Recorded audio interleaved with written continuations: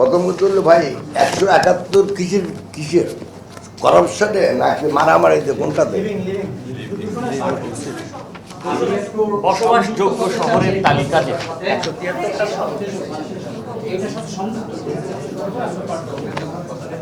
কিসের এটা 171? বায়ু দূষণে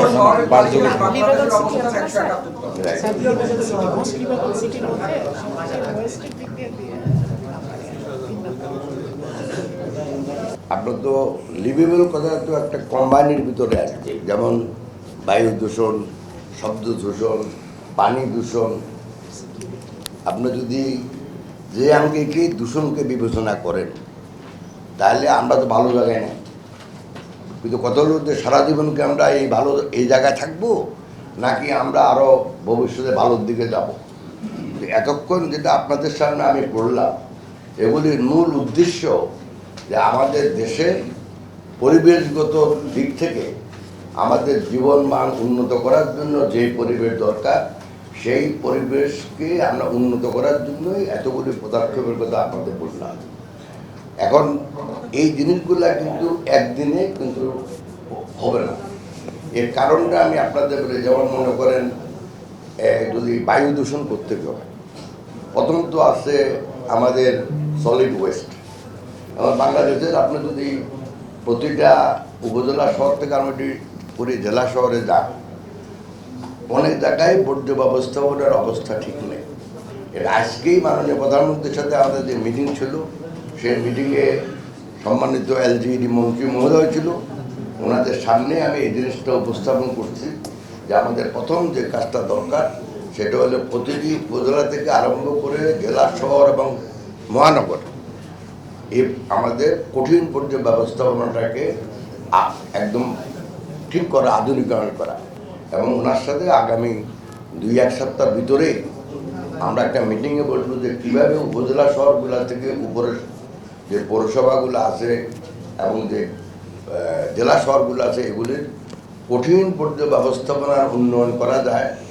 যেখানে ওয়েস্ট টু এনার্জি করা যায় ওয়েস্ট টু এনার্জি করা, যেখানে ওয়েস্ট টু গ্যাস করা যায় সেখানে ওয়েস্ট টু গ্যাস করা, যেখানে ওয়েস্ট টু ফার্টিলাইজার করা যায় বায়ো ফার্টিলাইজার সেটা করা। তো এগুলি তো একদিনে সম্ভব না। আমরা 180 দিনের ভিতরে একটা কর্ম পরিকল্পনা গ্রহণ করছি, যেটা আমাদের ম্যানিফেস্টো অনুযায়ী আমরা আগামী 5 বছরের ভিতরে ইনশাল্লাহ বাস্তবায়ন করব।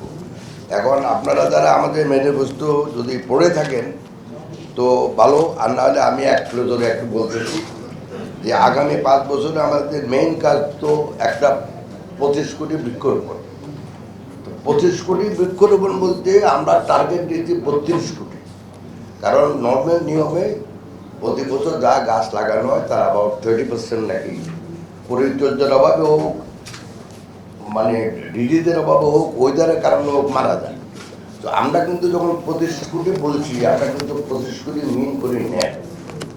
2 নম্বর হলো আমাদের বিজ্ঞান ভিত্তিক বৃক্ষরোপণ, যে একটা গাছ আপনি লাগাই দিলেন আর বাড়ি চলে যাচ্ছে, কোনো লাভ হবে না। এটাকে পরিচর্যা করা, যেভাবে এই বৃক্ষটা লাগানোর কথা সারটা দিয়ে সেভাবে, এটা আমাদের ফরেস্ট ডিপার্টমেন্ট অলরেডি এটার উপর একটা বুকলেট বানানোর কাজ করতেছে। 3 নাম্বার আমাদের ট্রি মনিটরিং অ্যাপ। আমাদেরকে বলা হলো যে 1 কোটি গাছ লাগাইছে কিন্তু বছরের শেষে গাছ খুঁজবে না মনে করেন। তো এটার জন্য যেন প্রপারলি মনিটর করা যায় সেজন্য একটা অ্যাপ তৈরি করা হবে।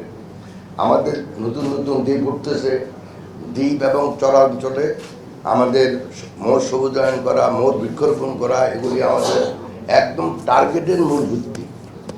তারপরে হলো ভবন নির্মাণে সবুজ পরিমাপন এবং একটা গ্রিন বিল্ডিং হিসাবে সার্টিফাই করার জন্য আমরা একটা নীতিমালা তৈরি করবো, বা সেটার জন্য আমাদের পাবলিক ওয়ার্কস ডিপার্টমেন্টের সাথে বা রাজনীতির সাথে বসে এটা ঠিক করতে হবে।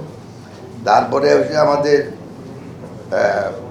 রিনিউয়েবল এনার্জি, যেটা আপনারা সবাই জানেন অলরেডি, আমাদের মিনিস্ট্রি অফ এনার্জি থেকে বলা হয়েছে যে আগামী 5 বছরে আমরা মিনিমাম 20% অফ আওয়ার যে বিদ্যুৎ আমরা ব্যবহার করি তার 20% মিনিমাম আমরা প্রোডাকশন করব ফ্রম দি সোলার। তারপরে আমাদের ম্যানিফেস্টোতে আছে ধান চাষে পানি সাশ্রয়ী প্রযুক্তি ব্যবহার করা। এটা অলরেডি ইডি এই প্রযুক্তিটা মানে অনেক দেশে এটা দিচ্ছে। এটার একমাত্র কারণ হলো আপনি যদি অল্টারনেট ইউজ অফ ওয়াটার করেন তাহলে আপনার কার্বন নিঃসরণ অনেক কমে যায়, কার্বন প্রোডাকশনও কমে যায়। তারপরে এই ধরনের আমাদের যতগুলা ম্যানিফেস্টোতে আছে, আমরা প্রত্যেকটা ইস্যুতে আমরা অলরেডি কর্ম পরিকল্পনা গ্রহণ করতেছি, যাতে করে জাতির কাছে দেওয়া ওয়াদা আগামী 4 বছরের মধ্যে আমরা এগুলি সবগুলো আমরা বাস্তবায়ন করতে পারি। আর আপনার 2 নম্বর প্রশ্ন যেটা করলেন সাপ্লিমেন্টারি তিনজন চিকিৎসক বন্য প্রাণী 3 জন খালি, আরে ভাই 3 জন 3000 হলেও তো আমি মনে করি কম। অতএব এটা কম, এটা আমরাও জানি। এখন আমাদের এটা নিয়ে আমরা কথা বলতে পারবো, কীভাবে আমরা বাড়াতে পারি সেই চেষ্টা করবো ভবিষ্যতে।